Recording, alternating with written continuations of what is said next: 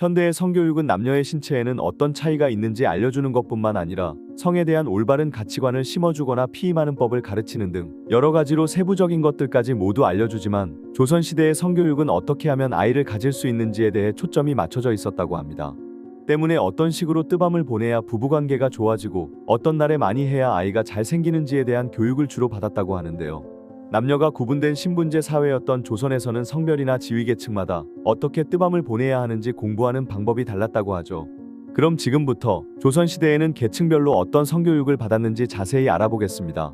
먼저 조선시대의 여성들이 받은 성교육에 대한 이야기를 해볼 텐데, 이 시대의 여성들이라고 해서 모두가 절개를 중시하며 얼굴을 가린 채 밖을 돌아다녀야만 했던 것은 아니고, 그것은 일부 부유한 양반집의 부인들이나 그들의 딸에게만 해당되는 이야기였다고 하죠. 대부분의 평민들은 자유롭게 연애를 하거나 결혼을 했으며 양반에 비해서 평민들은 이혼까지도 비교적 자유롭게 할 수 있었기 때문에 그런 과정 속에서 평민 여자들은 자연스럽게 남자들과 뜨밤을 보내는 식으로 실전에서 성에 대해 알게 되는 경우가 많았다고 합니다. 남자를 만나본 경험이 없는 여성의 경우에는 주변에 경험이 많은 여성 친척들에게 큰머리 칠해라는 성교육을 받으며 성에 대해 알게 되었다고 하죠. 당시 여성들의 성교육은 어떤 날에 남녀가 합방을 하면 임신할 가능성이 가장 큰가를 주제로 이루어졌다고 합니다. 예를 들어 월경이 끝날 무렵 깨끗한 무명조각을 여성의 그곳에 갖다 대보고는 무명조각의 색깔을 보고 임신하기 좋은 시기가 맞는지 아닌지를 판단하는 시기였다고 하죠. 이처럼 조선시대 성교육의 목적은 임신을 예방하기 위한 것이 아니라 임신을 해서 자손을 많이 낳는 방법을 가르치는 것에 중점을 둔 교육이었습니다. 양반가의 여성들은 평민들과는 입장이 달랐기 때문에 그녀들은 주로 유모를 통해 설명을 듣거나 추나를 보면서 남자에 대한 두려움을 없애는 동시에 다양한 체위에 대해서 배웠다고 하네요. 참고로 기녀들도 추나를 보면서 다양한 체위를 연구했다고 합니다. 다음은 조선시대 남자들의 성교육에 대해 이야기해 볼 텐데요. 남자들의 경우에는 여자들과 다르게 그냥 닥치는 대로 하면 된다는 식으로 매우 단순한 성교육을 받았을 거라고 생각될 수도 있지만, 의외로 조선시대에는 남자들에게도 세심한 교육을 통해 성에 대해 알려줬다고 하죠.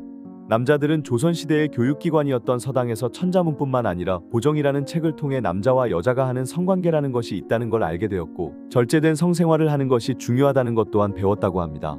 당시 서당에서는 천자문이나 동몽선습 같은 기초교재를 뗀 다음 사서삼경과 논어를 통해 예의와 법도를 익힌 후 보정을 배웠다고 하죠.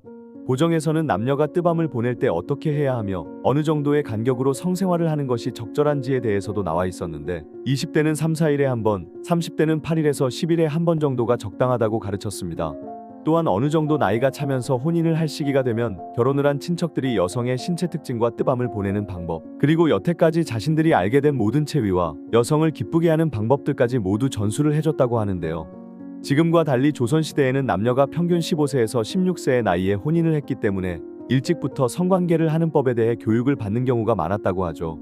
조선시대 왕실에서는 남녀가 혼인을 하고 아이를 낳는 일이 왕실의 대를 잇는 매우 중요한 것으로 여겨졌기 때문에 양반이나 평민들에 비해서 더욱 체계적인 성교육을 받았다고 합니다.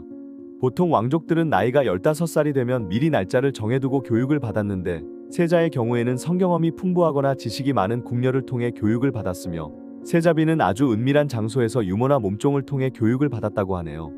구한말의 학자 황현이 쓴 매처냐록을 보면 세자인 순종이 혼사를 치를 나이가 되었지만 아직 여자에 대해서 전혀 알지 못했기 때문에 명성황후가 한탄했다는 내용이 있습니다.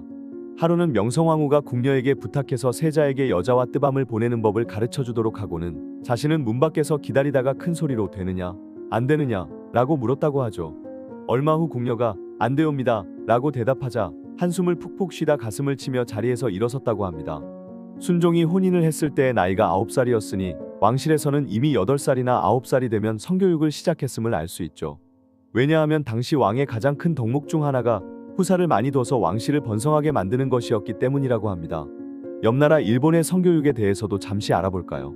개방적인 일본의 풍속 중에는 훈도시 축하 행사라는 것이 있다고 하죠. 어린 소년이 자라서 성년식을 치를 때가 되면 훈도시를 입혀서 절이나 신사에 참배를 보내는데, 이때 이웃에 사는 유부녀들이 소년과 같이 가서 참배를 마치면 소년을 으슥한 곳으로 데리고 간 후 강제로 성교육을 해줬다고 합니다.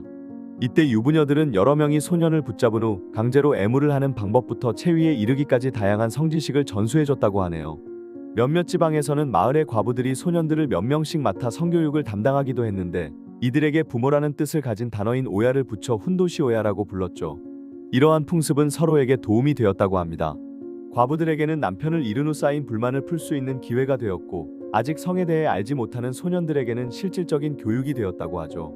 1930년대 오키나와의 나아지방에서는 아들이 성년이 되면 아버지들이 자신이 가는 단골 유곽에서 일하는 여성에게 돈을 주고는 아들의 총각딱지를 떼주는 풍습도 있었다고 합니다. 심지어 이제 막 결혼식을 끝낸 신랑이 친구들과 함께 유곽에 가서 며칠간을 놀다가 오는 경우도 있었다고 하네요.